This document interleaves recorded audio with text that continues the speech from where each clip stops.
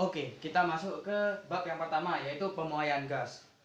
Oke, pemuaian gas. Apa sih itu pemuaian gas? Pemuaian gas adalah perubahan ukuran gas, volume ataupun tekanan yang mana akibat dari perubahan suatu suhu. Jadi jika suhu naik, itu gerak partikel itu cepat sehingga gas memuai, tapi jika suhu turun, itu gerak partikel lambat sehingga gas menyusut.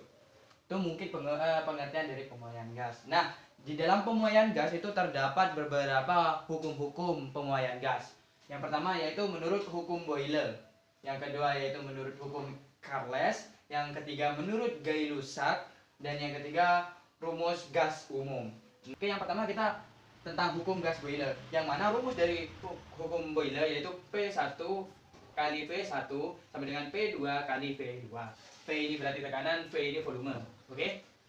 Nah, kapan digunakan hukum Boyle ini? Ketika tekanan berbanding terbalik dengan volume gas. Contoh nyatanya tuh yaitu memompa sepeda ban. Nah, kalian kan pernah memompa sepeda ban tuh. Jadi tekanan kalian, semakin banyak tekanan yang kalian itu, maka berbanding terbalik dengan volume gasnya gitu. Nah, artinya apa? Artinya jika tekanan naik, maka volumenya turun. Tapi jika tekanan turun, itu maka volumenya naik. Begitu untuk ya hukum Boyle. Lanjut kita ke hukum Charles. Nah, hukum Charles ini rumusnya yaitu V1 per T1, V2 per T2. V1 ini volume, T ini adalah suhunya, suhu awal dan suhu akhir. Oke, kapan digunakan hukum Charles ini? Ketika volume gas berbanding lurus dengan suhu mutlaknya. Maksudnya, jika suhu naik, maka volume bertambah. Jika suhunya naik, itu volumenya bertambah. Tapi jika suhunya menurun, maka volumenya menurun. Itu untuk ya hukum Charles. Sekarang yang ketiga yaitu hukum Gay-Lussac. Dengan rumus yaitu tinggal ubah aja. Kalau yang di atas itu volumenya, yang sekarang ini tekanannya. Jadi P1 per T1, P2 per T2.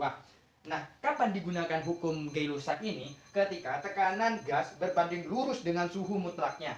Contohnya tuh artinya apa? Yaitu jika suhunya naik, maka tekanannya juga naik. Jika suhunya turun, maka tekanan juga turun. Contohnya nih, kalian tahu kaleng aerosol. Nah, kaleng aerosol itu bisa meledak jika dipanaskan. Jadi kaleng itu bakalan meledak jika dipanaskan. Duar gitu. Tapi untuk yang hukum Charles itu contohnya tuh, kalian pernah niup balon nggak? Nah, jika kalian meniup balon, balon akan mengembang itu ketika dipanaskan. Gitu. Ya, kalian tahu balon kan? Ya gitulah. Terus yang terakhir yaitu rumus gas umum. Yaitu gabungan antara ini hukum Charles dengan Gay-Lussac, yaitu P1 V1 P1 kali V1 per T1 sama dengan P2 kali V2 per T2.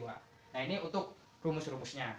Oke, semoga kalian paham. Kita lanjut ke pembahasan contoh soalnya. Oke, kita langsung masuk ke contoh soal beserta cara-caranya dan juga jawabannya. Oke, diketahui bahwasanya tuh di sebelah kanan saya mungkin ya ada tulisan terkait tentang soalnya, yaitu gas dalam tabung tertutup memiliki tekanan 2 atm pada suhu 27 Celcius. Nah, suhu dinaikkan menjadi 127 Celcius. Nah, tentukan tekanan akhirnya. Berarti kita yang dicari di dalam soal yaitu tekanan ya, tekanan. Nah, tekanan itu berarti masuk ke dalam rumus Gay-Lussac ya. Gay-Lussac yaitu P1 per T1 sama dengan P2 per V2. Per T2. Oke, kita langsung saja analisis. Oke, diketahui bahwasanya tadi di soal P1-nya, tekanan satunya yaitu 2 atm.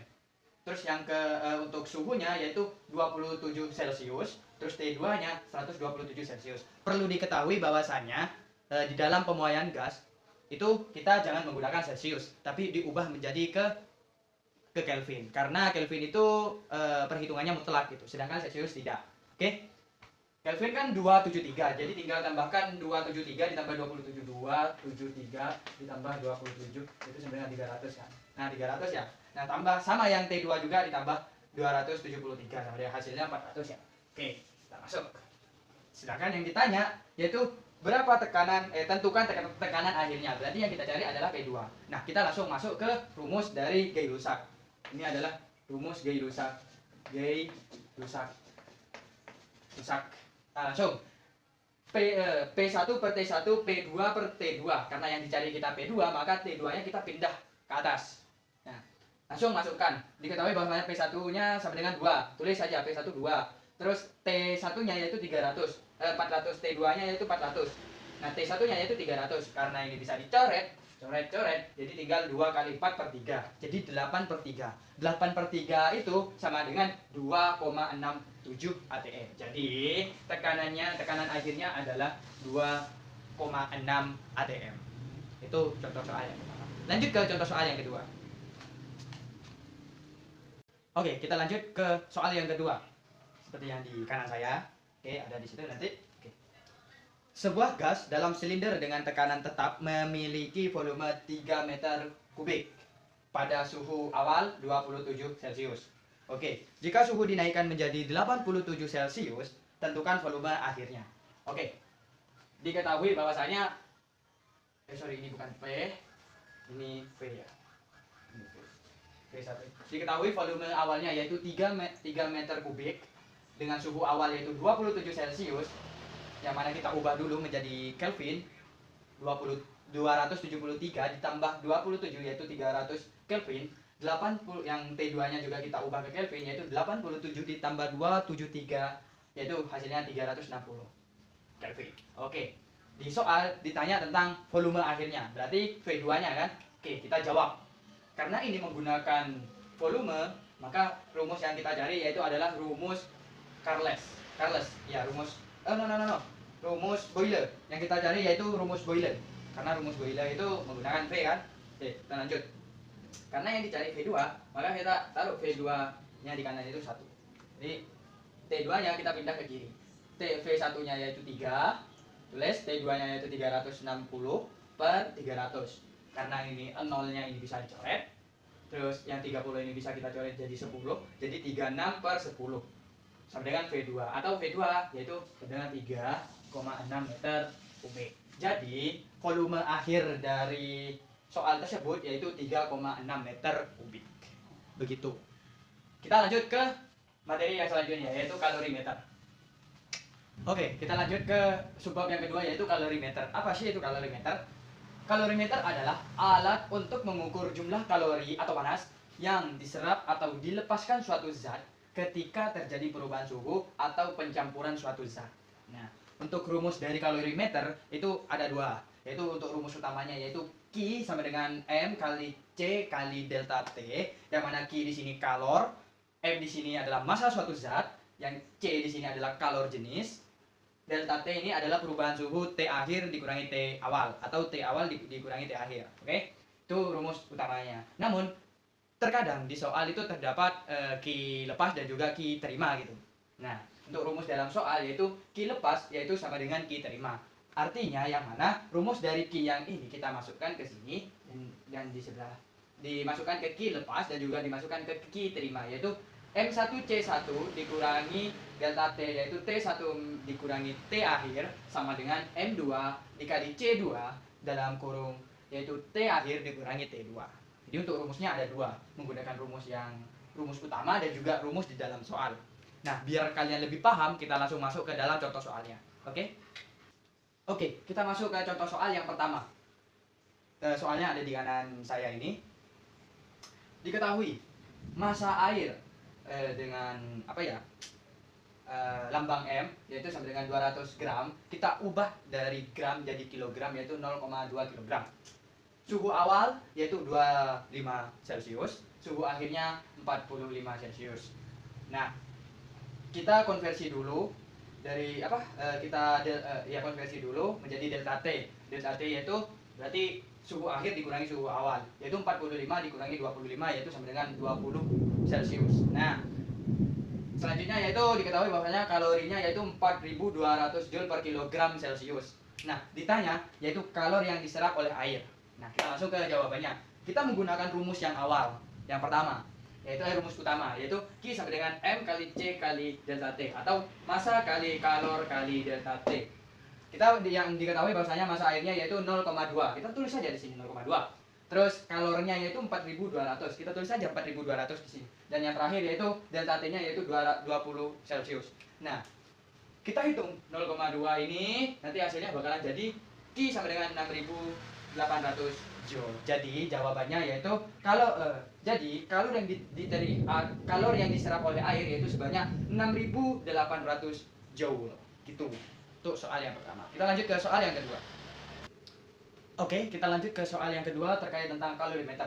Di soal yaitu apa aku perlu baca ya? Baca aja ya soalnya ya. Oke, sebatang logam bermasa 100 gram bersuhu 100 Celcius dimasukkan ke dalam kalorimeter berisi 200 gram air bersuhu 300 Celcius. Oke, suhu akhir campuran 400 Celcius. Oke, 40 Celcius. Oke, tentukan kalor jenis logam tersebut. Berarti yang ditanya itu C-nya berarti ya. Oke. Oke, kita analisis data dulu. Dari soal itu yang diketahui bahasanya M1-nya yaitu 0,1 kg, M2-nya yaitu 0,2 kg, M1 ini bukan M2 ya, tapi MA ini. Sorry, MA. MA-nya yaitu 0,2 kg. Ini ml ya, ini ml. L itu logam ya, terus A ini air, oke? Oke, masa logamnya yaitu 0,1 kg, masa airnya yaitu 0,2 kg. Nah, kalor airnya yaitu 4.200 joule per kilogram Celcius. Terus delta T airnya yaitu dari 40 kita kurangi 30 yaitu sama dengan 10 Celcius. Terus delta T logamnya yaitu dari 100 kita kurangi 40 yaitu 60 Celcius. Oke, kita diketahui sudah tahu, kita langsung ke ditanya. Di soal itu yang ditanya yaitu kalor jenis logam. Tentukan kalor jenis logamnya. Oke. Karena ini ada air dan juga logam, sedangkan yang diketahui yaitu kalor airnya aja.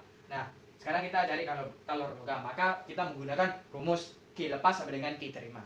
Nah, kita langsung masukin ml kali C1 kali delta T1 sama dengan MA kali CA kali delta TA. Nah, M1-nya M logamnya kan kita tahu 0,1 kg. C1-nya ini kita yang cari. Delta T-nya ya ini sama dengan 60 Celcius ya. Nah, terus sama dengan MA. MA ini yaitu masa airnya sama dengan 0,2, kalor airnya itu 4.200, sedangkan suhu dari perubahan suhu dari airnya yaitu sama dengan 10 Celcius. Maka setelah dihitung, ini kan tinggal coret ya jadi 6.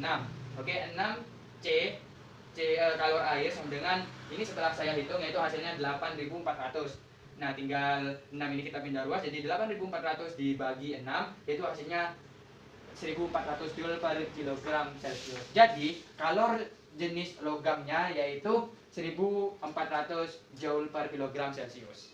Oke, itu mungkin kalorimeter. Kita lanjut ke bab yang perubahan suhu. Oke, yang terakhir yaitu perubahan wujud gas. Apa sih itu perubahan wujud gas? Perubahan wujud gas adalah perubahan bentuk zat akibat dari pelepasan atau penyerapan suatu kalor, yang mana tanpa mengubah jenis zatnya ya. Tanpa mengubah jenis zatnya. Oke. Nah, untuk jenis-jenisnya yaitu ada 3, yaitu menyublim, mengembun, dan juga mengkristal. Mengkristal. Nah, menyublim itu yaitu dari padat ke gas, sedangkan yang mengembun yaitu dari gas ke cair, terus yang terakhir mengkristal yaitu dari gas ke padat.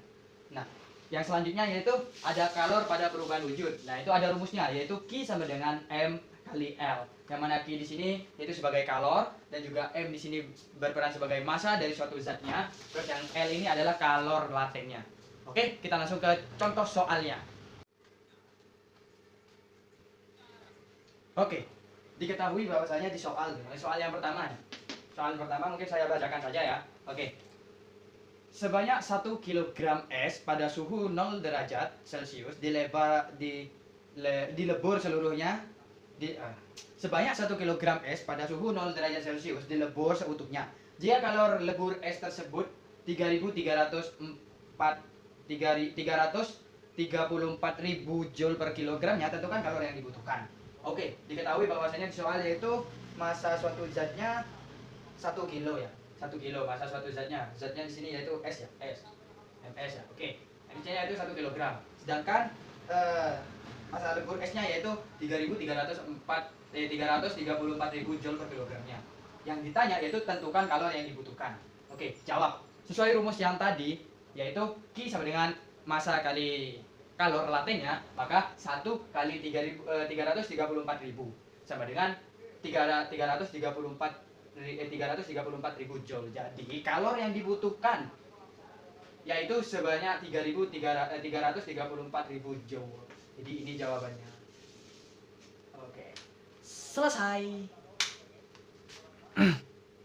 Oke, baik, yang terakhir yaitu kritikan dan saran terkait pembelajaran online. Yang pertama, kuliah online ini sangat bermanfaat untuk kita semuanya. Karena apa? Karena dari pembelajaran online kita dapat menggunakan sosial media sebagaimana mestinya, yaitu untuk kegiatan yang bermanfaat. Contohnya seperti pembelajaran pada mata kuliah fisika dasar di program studi teknik sipil Universitas Madura ini.